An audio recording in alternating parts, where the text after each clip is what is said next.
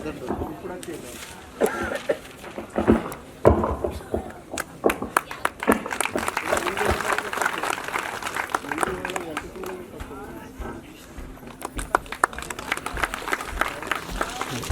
को प्रणाम। मध्ये मध्ये थोडं टाळे वाजवा म्हणजे त्यांना भी थोडं बोलायचा आनंद वाटेल। दंडवत। मंच पर बैठे रत्नाकर कुलकर्णी जी और सभी सज्जन जन, बाबा जी, मेरा परिचय इस परिसर से 4 साल से पहले मैं इधर आया था। देश भर में ऐसा संप्रदाय चल रहा बोल के मैं पहली बार ऐसा सुना। फिर बाद में मचाले जी बाबा और मनोहर जी बाबा को देखने के बाद उनके सांगत्य से धीरे धीरे मैं भी समझने लगा हूं। अच्छा है, आज मुझे ऐसा कहा है तेलुगु में बात करना, ऐसा मुझे कहा था। मैं भी रत्नाकर जी ने मराठी में बात करने क्यों बोलो तो एक देश है, उसका नाम है न्यूजीलैंड। न्यूजीलैंड में ऐसा रहता है, पूरा देश भर में एक ही भाषा बोलते हैं, अंग्रेजी। और देश भर में सभी ने एक ही रंग में रहते हैं, सभी लाल रहते हैं, सभी किसी को देखे तो लाल रहते हैं। घर में गए तो सुबह नाश्ता जलपान और दोपहर में भोजन और रात्रि भोजन एक ही रहता है आइटम। क्या है वो? Pizza burger. क्यों बोलो तो गेहूं से बिना और कोई उस फसल नहीं होता वहां। मगर जब ऐसा न्यूजीलैंड से कोई जो पढ़ाई करके जो विद्वान हमारा देश में आने के बाद, कश्मीर से लेकर कन्याकुमारी तक जाने के बाद ऐसी मंच पर अपने देश के बारे में बताना बोले तो वो बोलते हैं देश नहीं है, ये कई देश है इसमें, ऐसा बताते हैं। तो बोले तो हमारे देश में 10,000 से ज्यादा भाषाएं हैं, 5,000 से ज्यादा जातियां हैं, संप्रदाय बहुत है। फिर भी देश में उधर से लेकर इधर तक भारत माता की जय बोले तो सभी एकदम जोड़ बोलते हैं। इसको बोलते हम भिन्नत्व में एकत्व और एक रस एकात्मता की देश है हमारा। और इस मंच पर वहां बैनर लगा हुआ है, ऊपर जो तेलुगु में लिखा है श्री कृष्णम वंदे जगत गुरुम, बाद में लिखा है विश्व शांति गीता ज्ञान यज्ञ। ये विश्व शांति कौन ला सकते हैं दुनिया में? केवल अपना धर्म ही ला सकते हैं। जो बाहर के दो विदेशी धर्म है, उसमें धर्म के जो अनुचर है उन लोगों के लिए है। मगर हमारा जो वेद में है संगच्छध्वम संबद्धध्वम संबे मनांसी जानतम, पूरा दुनिया में 700 करोड़ के लोग हैं, उनके बीच में सभी हम भाई है, हम मिलजुल के रहना है, हम मोक्ष पाना है, निर्वाण पाना है। ऐसा पूरा दुनिया भर में सभी लोगों को एक परिवार जैसा माने, ऐसा धर्म है हमारा धर्म। हम किसी से नकल नहीं करते हैं, कॉपी नहीं करते। क्यों बोलो तो एक बार ऐसा हुआ, एक 8वीं कक्षा में एक प्रश्न पूछा गया। क्या है बोले तो जगन्नाथ मंदिर कहां है, ऐसा पूछा गया। जगन्नाथ मंदिर कहां है? सभी को पता है कहां है, पुरी में है ना। और 8वीं कक्षा के विद्यार्थी पुरी ऐसा लिखा, वो बगल में बैठा, वो भी देख रहा था। मगर इन्हों पूरी लिखने के बाद मैं भी पूरी लिखे तो टीचर ने वो मार्क नहीं देंगे, इसलिए उन्होंने पूरी लिखे तो इन्होंने चपाती लिखा है, रोटी। और टीचर के पास ये आने के बाद टीचर देखा ये दोनों को देने का, दोनों को मार्क दिया, उन्होंने चपाती को मार्क दिया और पूरी को भी मार्क दिया। कृष्ण और अपना टीचर से पूछा क्यों ऐसा दिया? बोल तो दोनों भी गेहूं के आटे से बनते इसलिए दिया गया।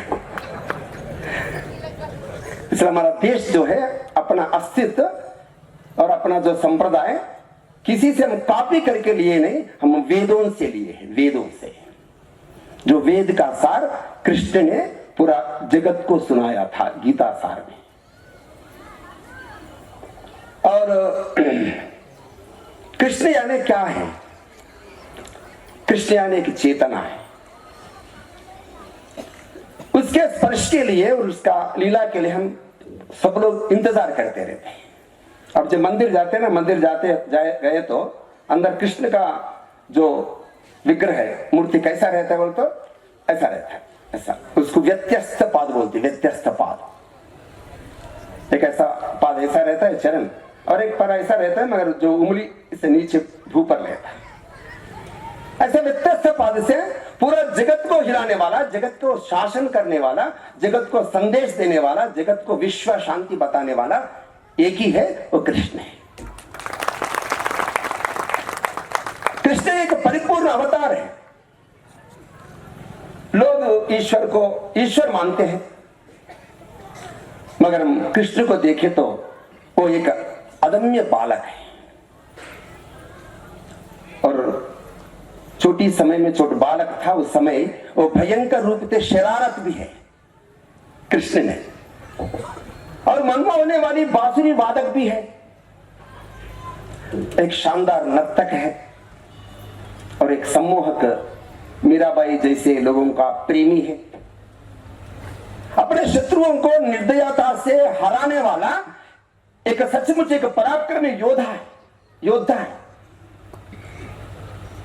घर घर में, हर घर में उनका दिल खोला था, दिल खोला था, दिल थोड़ा था, ऐसे लोग हैं। एक कुशल राजनीतिज्ञ है, राज्य निर्माता है, एक संपूर्ण भद्र पुरुष है, जेंटिलमैन है कृष्ण ने। ऐसा उच्चतम दर्जे की एक योगी है, और सबसे रंगीन अवतार है वो कृष्ण अवतार है। जब हस्तिनापुर दरबार जा रहे थे कृष्ण ने, द्रौपदी जिन्होंने यज्ञ के अग्नि से निकली थी, द्रौपदी के शरीर से सुगंध निकलती है। पूछा कहां जा रहे आपने? कृष्ण ने बोला मैं शांति लेने जा रहा हूं, शांति लेने। द्रौपदी ने कहा नहीं, आपको शांति लेने नहीं जाना, युद्ध लेकर लौटना है, युद्ध लेकर। केवल तो कभी कभी मूड को, कभी कभी शट को, और कभी कभी अज्ञान को, कभी कभी दुष्ट को अंतिम समय तक समझाना है, बाद में दुष्ट को बाद में पिटना है, ये कृष्ण ने बताया था। द्रौपदी अबला नहीं है। अपने केशों पर अगर निर्लज्ज से कोई हाथ डाल दे तो उसके छाती फाड़ देने का साहस पे करने वाली द्रौपदियों का अवसर है आज। ऐसा द्रौपदी ने उनका वर्चस्व दिखाया था, दरबार में विश्व रूप दर्शाया कृष्ण ने। कौन देखा? दुर्योधन देखा? नहीं देखा। भीष्म द्रोण कोई देखा? नहीं देखा। केवल एक व्यक्ति देखा है, वो विदुर देखा है। ऐसा विश्व रूप किसको दिखता है? किनके मन में प्रेम है, ज्ञान है, समभाव है, संतुष्ट है, निराकार निर्गुण का रूप है, ऐसे लोगों को दिखता है कृष्ण अवतार। एक रामधारी सिन्हा दिनकर लिखते हैं ऐसा, क्या है? वर्षों तक वन में घूम घूम, कौन? पांडव ने वर्षों तक वन में घूम घूम बाधा विघ्नों से चूम छू, सह धूप धाम पानी पत्थर, पांडव आए कुछ और निखर, सौभाग्य न सब दिन सोता, देखे आगे क्या होता। कृष्ण ने क्या किया है? मैत्री का राह बताने को क्यों गया दरबार में? हस्तिनापुर क्यों गया? मैत्री का राह बताने को, सबको सुमार्ग पर लाने को, दुर्योधन को समझाने को, भीषण विध्वंस बचाने को। भगवान हस्तिनापुर आए, पांडव का संदेशा लाए। दो न्याय, अगर तो आधा दो और इसमें भी यदि बाधा तो दे दो केवल 5 गांव, केवल 5 गांव रखो अपनी धरती तमाम, हम वही खुशी से खाएंगे, परिजन पर अर्थी न उठाएंगे, खटक न उठाएंगे। दुर्योधन वही भी दे ना सका, आशीष समाज की ले ना सका, उल्टे हरि को बांधने चला, जो था असाध्य साधने चला। जब नाश मनुष्य पर छाता है, जब नाश मनुष्य पर छाता है, पहले विवेक मर जाता है। हरि ने भीषण हुंकार किया, अपना स्वरूप विस्तार किया, डगमग डगमग दिग्गज बोले, भगवान कुपित होकर बोले, क्या बोले? जंजीर बढ़ाकर साध मुझे, जंजीर बढ़ाकर साध मुझे, हाँ हाँ दुर्योधन बांध मुझे। या देख गगन मुझ में लई है, गगन मुझ में लई है, या देख पवन मुझ में लई है, मुझ में विलीन झंकार सकल, मुझ में लय है संसार सकल, अमरत्व फूलता है मुझ में, संसार झूलता है मुझ में। उदयाचल पर्वत है, उदयाचल पर्वत, उदयाचल मेरा दीप्त भाल है, भूमंडल वक्षस्थल विशाल है, भुज परिधि बंध के घेरे है, मैनाक पर्वत और मेर पर्वत मेरा पग है। दिखते जो या ग्रह नक्षत्र निखर, सब है मेरा मुख के अंदर, मेरा मुख के अंदर सब है। तुम्हारे को दृष्टि है तो, तुम्हारे को दृक है तो दृश्य अकांड देख, मुझमें सारा ब्रह्मांड देख, चर अजर जीव जग क्षर अक्षर, नश्वर मनुष्य सुर जाति अमर, शतकोटि सूर्य शतकोटि चंद्र शतकोटि सरित सर सिंधु मंदिर, शतकोटि विष्णु ब्रह्मा महेश, शतकोटि विष्णु जलपति धनेश, शतकोटि रुद्र शतकोटि कालु, शतकोटि दंडधर लोकपाल। जंजीर बढ़ाकर सांधने, दुर्योधन बांधने। भूलोक अतल पाताल देख, गत और अनगत काल देख, या देख जगत का आदि सृजन, या देख महाभारत का रंग। दुर्योधन मृतकों से पटी हुई भू है, मृतकों से पटी हुई भू है, पहचान इसमें कहां तू है। अंबर में कुंतल जाल देख, पद के नीचे पाताल देख, मिट्टी में तीनों काल देख, मेरा स्वरूप विकराल देख। जब सब जन्म मुझी से पाता है, सब जन्म मुझी से पाता है, फिर लौटकर मुझी में आता है। बांधने मुझे तो आया है, मुझे बांधना चाहे मन, पहले तू बांध अनंत गगन, सुने को साधने सकता है, वह मुझे बांध कब सकता है। हित वचन नहीं सुने माना, मैत्री का मूल्य न पहचाना, तो ले मैं भी अब जाता हूं, अंतिम अंतिम संकल्प देता हूं। याचना नहीं अब रण होगा, जीवन जय की मरण होगा। टकराओगे नक्षत्र निकर, बरसेगी भू पर आखिर प्रखर, फल शबरेगा का डोलेगा, विकराल काल मुंह खोलेगा। दुर्योधन रण ऐसा होगा फिर कभी नहीं जैसा होगा।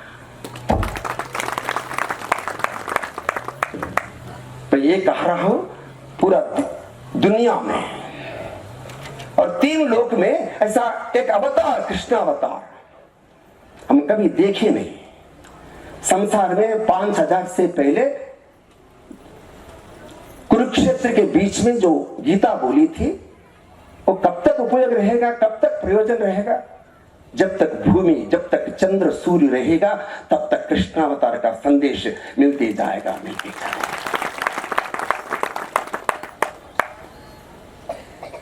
कृष्ण योगीश्वर कब बने, कैसे बने?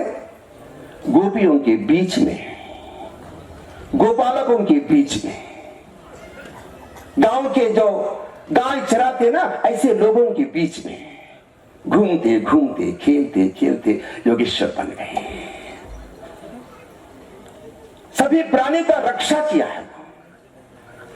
हम गाय को काटने लिए हम दे देते हैं बाहर। एक किसान ने गाय को ले जा रहा था मार्केट को, कहे तो वो गाय पूछी गाय ने, कहां ले जा रहे हमको? मैं मार्केट ले जा रहा हूं। जब गाय ने उनकी भाषा में बोल रही है, गाय ने, बेटा मुझे काटने लिए बेचो मत रे, मरने तक तेरे लिए मैं कष्ट करती रहूंगी, बेटा मुझे काटने लिए बेचो मत रे। मैं जब छोटा था उस समय आया आपके घर में, माता के साथ आई थी, 6 बेटों को भी दे चुकी थी, दूध देकर पाला था, तुझे मालिक मैंने बनाया था। अभी तो मैं बूढ़ी हो गई, बेकार होकर ऐसी रह गई, पैसों की लालच में कसाई को बेचते क्या, बेटा मुझे काटने लिए बेचो मत रे, मरने तक तेरे लिए मैं कष्ट करती रहूंगी, बेटा मुझे काटने लिए बेचो मत रे। जहाँ तेलंगाना में एक फैक्ट्री है, उसका नाम है पशुवधशाला अल कबीर बोल के। अल कबीर वाले आते हैं, ज्यादा पैसे देते हैं, पैसों की लालच में मुझको पकड़ा कर दिए तो बांध कर मुझे मारेंगे, घास पानी नहीं देंगे, मुंह सुख कर पेट जल कर बिना चलती मर जाऊंगी, बेटा मुझे मारने लिए बेचो मत रे। मैं जब फैक्ट्री में गए तो फैक्ट्री में क्या करते हैं, मेरे ऊपर क्या करता है उन लोग, फैक्ट्री में मेरे ऊपर गर्म पानी डालते हैं, नीचे गिर गई मुझको ऊपर उल्टा से लटकाते हैं, जीते जीते खाल को उतार कर निकाल देंगे, जीते जीते खाल को उतार कर निकाल देंगे, गला काट के खून को दवाओं में मिला देंगे, बेटा मुझे काटने लिए बेचो मत रे। जब मैं आपका घर में था, अब क्या मुझे बिरयानी खिलाया क्या, 2 से इडली खिलाया क्या? नहीं, भगवान दिए सो घास खाई, बरसात धूप में कष्ट उठाई, पूर्व जन्म में ऋण चुकाने तेरे घर में आप पहुंची। क्यों आया वहां के घर में?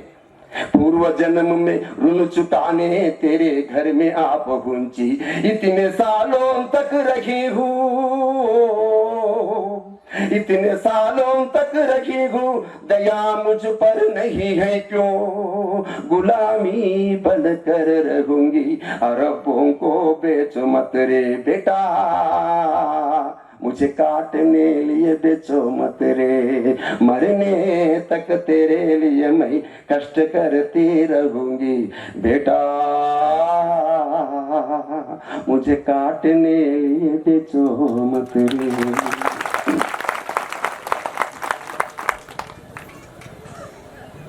ऐसा गाय जैसा करोड़ों सैकड़ों प्राणियों को रक्षा करने के लिए आया है कृष्ण अवतार है। इस कृष्ण का एक भजन में बोलूंगा, सभी बोलना चाहिए। बोलेंगे ना? बोलेंगे। बाद में छुट्टी। नंदलाला यदु नंदलाला, नंदलाला यदु नंदलाला, वृंदावन गोविंद लाला, नंदलाला यदु नंदलाला, वृंदावन गोविंद लाला। थोड़ा जोर से बोलना है? नंदलाला यदु नंदलाला, नंदलाला यदु नंदलाला, वृंदावन गोविंद लाला, लोला नंदलाला, रासली लोला नंदलाला, राधा लोला नंदलाला,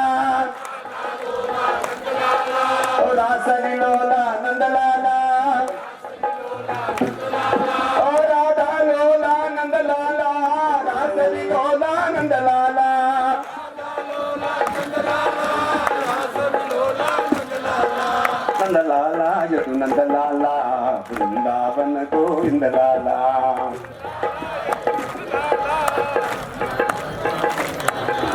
राधा लोला नंदलाला,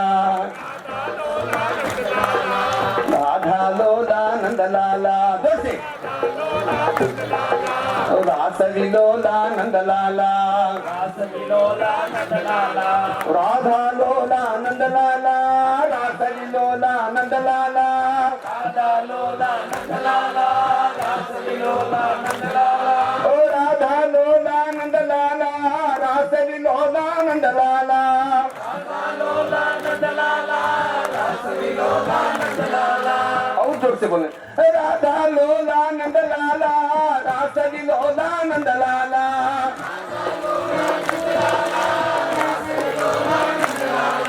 राधा लोला नंदलाला, रासविलोला नंदलाला।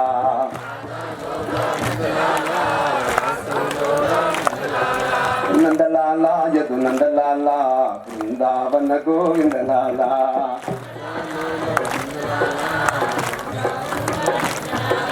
नंदलाला यदु नंदलाला वृंदावन गोविंद लाला।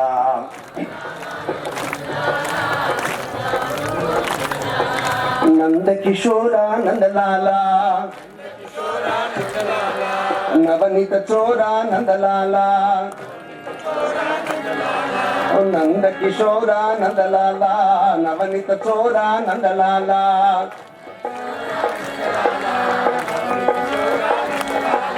नंद किशोरा नंदलाला, नवनीत चोरा नंदलाला,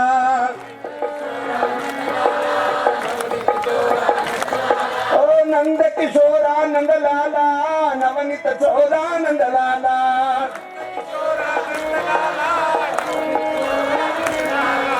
नंदलाला यदु नंदलाला वृंदावन गोविंद लाला।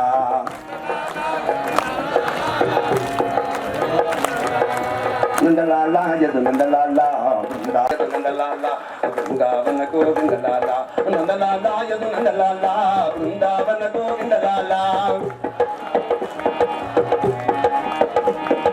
नंदलाला यदु नंदलाला वृंदावन गोविंद लाला।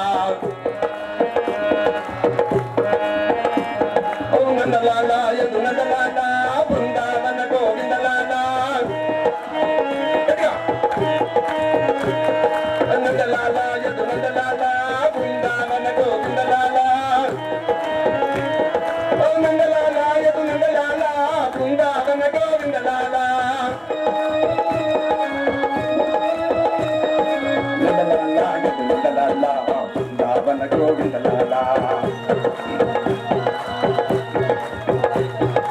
नंदलाला यदु नंदलाला वृंदावन गोविंद लाला। श्री कृष्ण परमात्मा की। ठीक है, बहुत बढ़िया। मगर मुझे छुट्टी आया है। क्या है? मध्य मध्यलो तेलुगु माట్లాड़ा।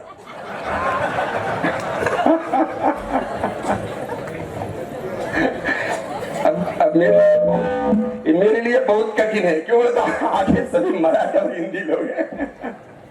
तेलुगु వచ్చిన వాళ్ళ చేతులు ఎత్తండి, తెలుగు వచ్చిన వాళ్ళు। अच्छा पीछे।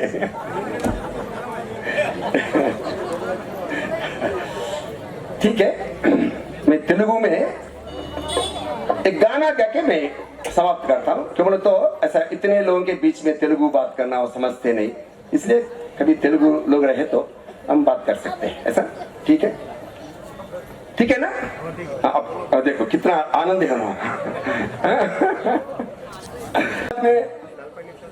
मैं एक बार हैदराबाद में तेलुगु में बात कर रहा था। एक दंपति लोग आगे बैठे हैं और बीच बीच में तालियां बजा रहे, हंस रहे। फिर बाद में पूछा कि आपको तेलुगु आता है? नहीं, एक शब्द भी मुझे तेलुगु नहीं आता। फिर क्यों हाथ ऐसा तालियां बजा रहे? सभी लोग हम कर रहे, हम भी कर रहे हैं। मगर आपके चेहरे और आपका हाव भाव देखे थोड़ा थोड़ा समझ रहे। मैं भी ऐसा उधर रह के रत्नगिरी जी जो कुलकर्णी जी, उनका भाषा में कुछ कुछ संस्कृत है तो ना, तभी तेलुगु में संस्कृत है और मराठी में भी संस्कृत, ऐसा मैं समझ रहा था। मुझे तेलुगु में बात करने के लिए बोल रहे हैं, फिर भी मैं आपसे विनती करता हूँ, तेलुगु में बात करना ठीक नहीं है, फिर भी एक तेलुगु में गाना गाता हूँ, बस इतना ही। फिर बाद में केवल जितने लोगों के बीच में केवल 15-20 लोग, हम बार बार इधर आते रहते हैं। और अपना जो गीता जयंती के समय भी मेरा तेलुगु का भाषण होते हैं समय। और ये विशेष है, मैं पहली बार इस मंच पर हिंदी का भाषण दिया हूँ, पहली बार। मला अरगंटा समय में मनवी पहली बार वक्ता में भाषण दिया ही नहीं, पहली बार। मुझे रात में बताया था आते समय अब हिंदी में बात करना है। वक्ता गारी को सूचना प्लीज ऐसा पूरा ప్రసాద్ జీ గారు, మనకు అరగంట సమయం ఉంది, మీరు బంద్ చేయొద్దు। అరగంట సమయం మనది కాబట్టి పూర్తి చేయాలి, మధ్యలో వేరే వక్త లేరు మనకు। ధన్యవాదాలు।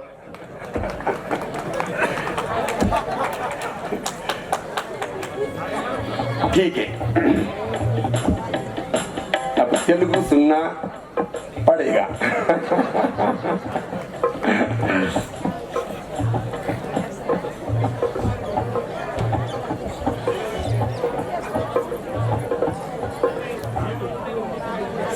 अब तेलुगु मैं इसमें जो तेलुगु में मैं बोलता हूँ ना, उसमें जो अपना हिंदी में अपना जो मराठी में कुछ बातें हैं, शब्द है, ऐसा थोड़ा देखिए, थोड़ा परखे तो पता होगा आपको, ठीक है ना? थोड़ा सुनिए। फिर बोलो तो वहाँ जो कुर्सी पर बैठे हैं ना, वो तेलुगु लोग हैं, और पीछे केवल 10-15 लोग तेलुगु वाले हैं। उन लोगों के लिए कहना बोल रहे थे। देखो तेलुगु वाले आगे ऐसा रहता है, भाषा का अभिमान ऐसी रहता है।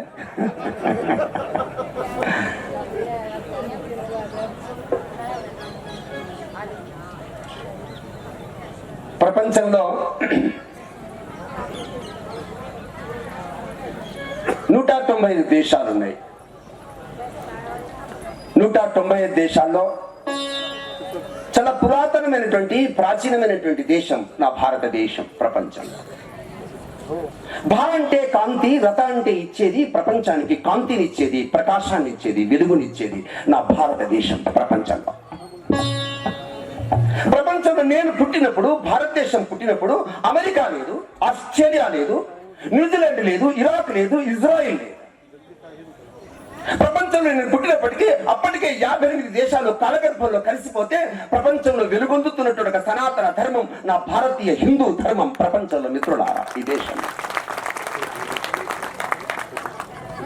ఈ దేశం ఎందుకు గొప్పదైంది మీకు తెలిసిన? ప్రపంచంలో మన మహర్షులు, ఋషులు, సంతులు, సాధువులు ప్రపంచంలో ఈ దేశంలో పుట్టినందుకు మనం గర్వపడతాం। ఎందుకో తెలిసిన? ప్రపంచంలో ఉత్తరాన హిమాలయాలు, దక్షిణాన హిందూ మహాసముద్రం, ఇటు బంగాళాఖాతము, ఇటు అరేబియా సముద్రము, మధ్యలో భారతదేశము। ఈ యొక్క చుట్టూత సరిహద్దులో కంచెలు లేవు, ఫెన్సింగ్ లేవు, గోడలు లేవు। భగవంతుడు సాక్షాత్తుగా ఈ భూమిలో అవతరించినటువంటి దేశం, భగవంతుడు అవతారాలు ఎత్తినటువంటి దేశం, భగవంతుడు ఈ భూమిని ఆధారంగా చేసుకుని ప్రపంచానికి విశ్వ శాంతినిచ్చినటువంటి దేశం నా భారతదేశం ప్రపంచంలో మిత్రులారా। అందుకే ఈ దేశంలో కశ్మీర్ నుంచి కన్యాకుమారి వరకు ఏ చిన్న పిల్లవాడిని మాట్లాడించినా, ఏ వృద్ధిని మాట్లాడించినా, ఏ మహిళను మాట్లాడించినా ఈ దేశంలో వేదముల కథలు, భారత రామాయణ కథలు, పురాణాల కథలు చెప్తారు ఈ దేశంలో। మీకు తెలిసిన ప్రపంచంలో ఉండేటువంటి 190 దేశాల్లో అమెరికా వయస్సు ఎంత? అమెరికా వయస్సు కేవలం 500 సంవత్సరాలు। 500 సంవత్సరాల క్రితం అమెరికా లేదు ప్రపంచంలో।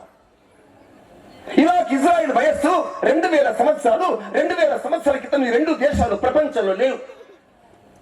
చైనా వయస్సు 5000 సంవత్సరాలు। ప్రపంచ పటంలో 5000 సంవత్సరాల క్రితం చైనా లేదు, కానీ ప్రపంచంలో 1000 సంవత్సరాల క్రితం। మీకు తెలిసిన ఈ దేశంలో మొదటి ప్రధానమంత్రి, దేశానికి స్వాతంత్రం వచ్చిన తర్వాత 1947 తర్వాత 18 ఇయర్స్ 18 సాల్ ఎవరు ప్రధానమంత్రి ఉన్నారు? నెహ్రూ ప్రధానమంత్రి ఉన్నారు, జవహర్లాల్ నెహ్రూ ప్రధానమంత్రి ఉన్నారు। కానీ ఇప్పటికీ ఏ గ్రామంలో నెహ్రూ నెహ్రూ విగ్రహం కనిపించదు వాళ్ళ ప్రపంచంలో। ఎవరు ఏ గ్రామంలో నెహ్రూ అనుచరులు కనిపించారు? దాన్ని గుర్తుపెట్టుకోండి, ఈ దేశంలో 5000 సంవత్సరాల క్రితం భగవద్గీత బోధించినటువంటి కృష్ణుణ్ణి ఆచరించి ప్రేమించే దేశం నా భారతదేశం ప్రపంచంలో। ఈ దేశంలో ప్రధానమంత్రులు ఎవరు, ప్రభుత్వాలు ఎవరు, రాజకీయాలు ఏమిటి ఈ దేశానికి సంబంధం లేదు। ఈ దేశంలో ఉండేటువంటి ప్రతి హృదయంలో దేశం పట్ల, ధర్మం పట్ల, శాంతి పట్ల, ఈ దేశంలో ఉండేటువంటి ప్రజల యొక్క ఆత్మీయత పట్ల ప్రపంచానికి సంబోధన చేసి సందేశాన్ని ఇచ్చేటువంటి దేశం భారతదేశం. అందుకోసమే భారతదేశం రాబోయేటువంటి 2000 సంవత్సరాల తర్వాత కూడా ప్రపంచానికి మార్గదర్శనం చేసే స్థితికి నిర్మాణం కాబోతున్నది. మీకు తెలిసిన ఈ దేశంలో ఉండేటువంటి కుటుంబాలు, పరివార్, ऐसे परिवार लोग कितने हैं भारत में आपको पता है? 32 करोड़ 32 करोड़ परिवार है भारत देश में. 32 కోట్ల పరివారాలు, కుటుంబాలు ఉన్నాయి ప్రపంచంలో అమెరికాలో కుటుంబాలు, అమెరికా में परिवार नहीं है, फ्रांस में, जर्मनी में परिवार नहीं है. क्या है वहां? घर में माता है और बच्चे हैं, पिता नहीं है. कहां गए पता नहीं है. कोई पूछे तो वहां पेपर में लिखता है फादरलेस नेशन, తండ్రులు లేని దేశం ప్రపంచంలో అమెరికా, ఇజ్రాయెల్, మిగతా దేశాల్లో పరివారాలు ఉన్నటువంటి ఒకే ఒక దేశం, అది నా భారతదేశం. ప్రపంచంలో ఒక 3 దేశాలు ఉన్నాయి, అసలు వివాహాలే జరగవు, वहां शादी भी नहीं होता. क्या रहता? शादी बिना शादी बच्चे पैदा करते हैं. ऐसा 3 है, नॉर्वे, डेनमार्क, स्वीडन. पैसे बहुत है, अधिकार है, परिश्रम है, उद्योग है, मगर शांति नहीं है. वो शांति बताने वाला एक परिवार है, वो परिवार एक ही जगह में है, वो भारत में है, भारत में. इसके परिवार में भगवान ने एक 2 प्रत्यक्ष देवताओं को बिजाया था, एक माता जी और एक पिताजी. भारत में देश में हर घर में माता और पिता भगवत स्वरूप है. आपको पता है, మనకు తెలిసిన భారతదేశంలో 5 నెలల తర్వాత తల్లి గర్భంలో పిల్లవాడు ప్రాణాన్ని పోసుకుంటాడు. అప్పటిదాకా పిండం వలె ఉంటాడు. माता के गर्भ में तब प्राण आता है, पता है आपको? 5 महीने के बाद आता है. 5 महीने तक केवल पिंड ही रहता है, पिंड.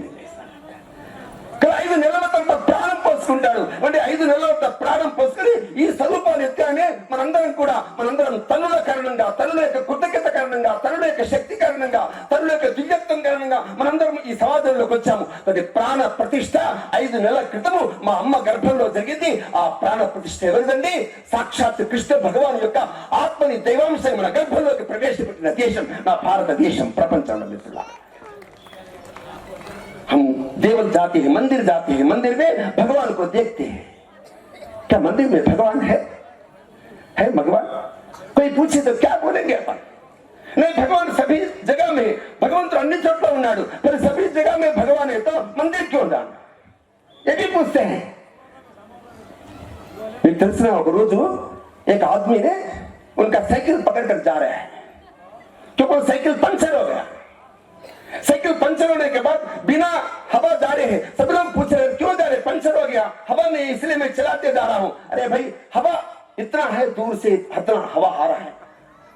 अब हवा नहीं बोलते, हवा है, पर हवा को बंदी करने का वाल्व नहीं है.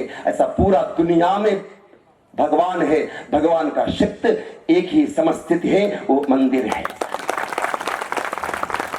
इसलिए मंदिर जाते हैं. मंदिर में भगवान के पास हम भजन करते हैं. इस कलयुग में हम तपस्या कर सकते, साधना कर सकते नहीं.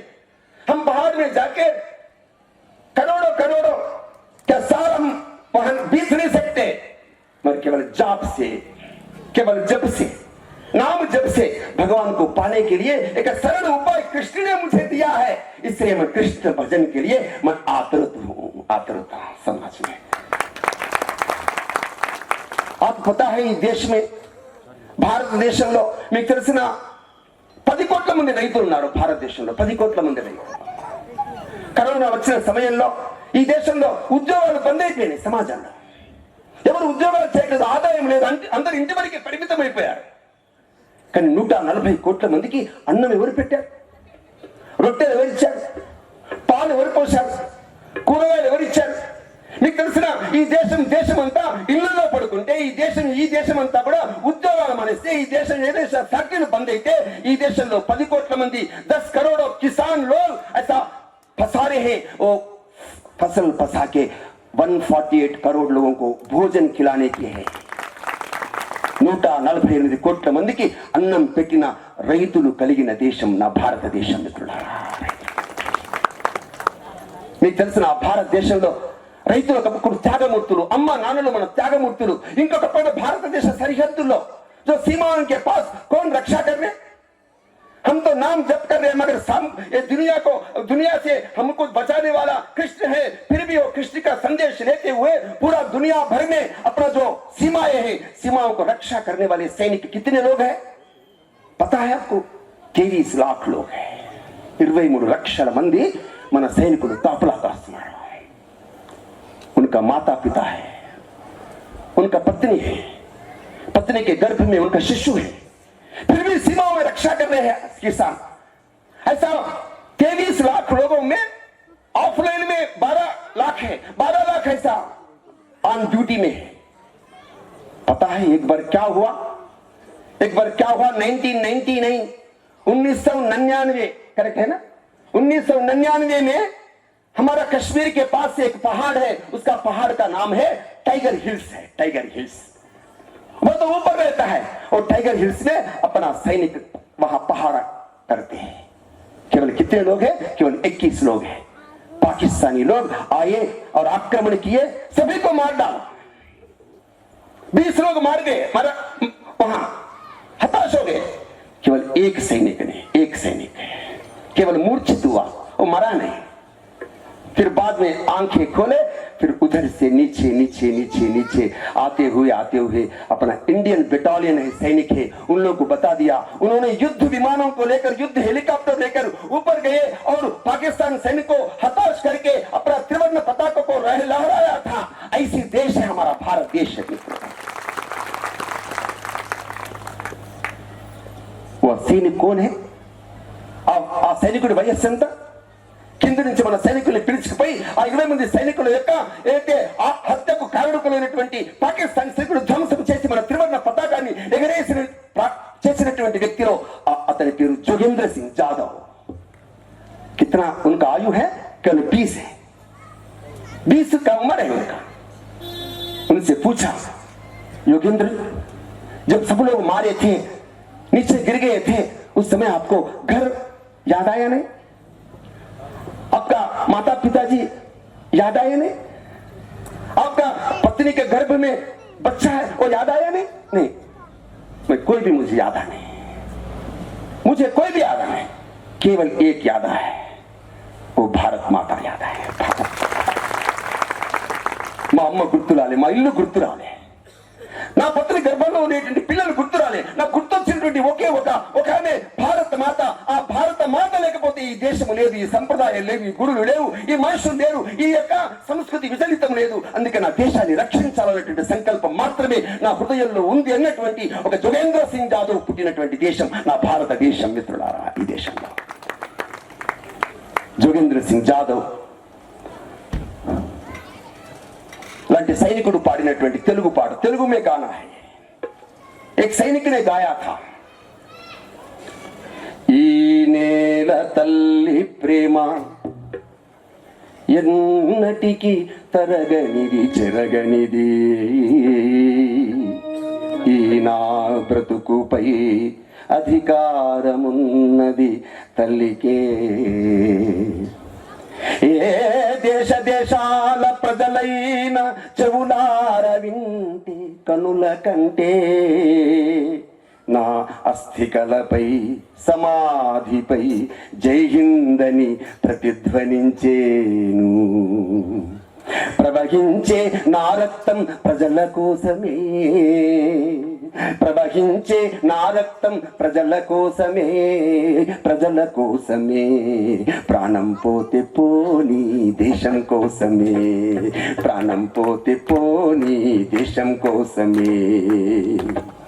సరిహద్దులు జవానునై ఉరిమిన వేళ, నేల కొరిగిన వేళ, ఉగ్రవాద ఉన్మాదుల తరిమిన వేళ, నేను ఒరిగిన వేళ, చేమంతుల పూబంతుల మాలలు నాకొద్దు, కీర్తి పతాకాలు కాంత కనకాల సలొద్దు, సస్తే ఈ భువిలో మరు జన్మ కోరుతాను, దాసుడనై ఉంటానని అమ్మనడుగుతాను। ఎర్ర కోట నెగిరే మువ్వన్నెల జెండా, ఎర్ర కోట నెగిరే మువ్వన్నెల జెండా వన్నెల జెండా ఒరిగిన నా శవం పైన ఎగిరితే చాలంటాను ప్రాణం పోతే పోని దేశం కోసమే ప్రాణం పోతే పోని देशम को समे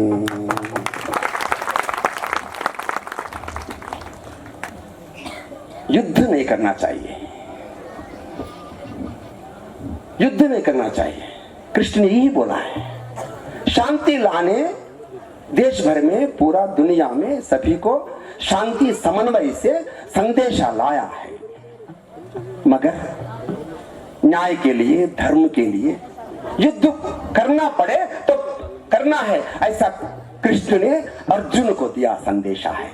ऐसा अर्जुन को दिया संदेशा ने अपने जो 23 लाख सैनिक ने अपना बॉर्डर में सीमा पर काम कर रहे हैं, ऐसा कृष्ण का संदेश लेते हुए अपन आगे चलेंगे। ऐसा मैं बात यही समय समाप्त करता हूं। भारत माता की, भारत माता की, बोलो श्री कृष्ण परमात्मा की, बोलो श्री कृष्ण परमात्मा की। प्रणाम।